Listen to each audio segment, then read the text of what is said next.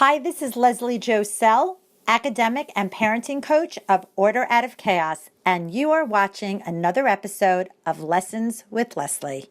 How many of you struggle with your student to get them out the door in the morning? The constant fighting, you're going to be late, we need to go, the bus is here. I know I've had that problem. So here's a great tip for you. Try playing a game with your student. We call it Billboarding. And here's what you're going to do. You're going to take an analog clock. For those of you who don't remember, that's the clock that has the second hand so they can see the sweep of time.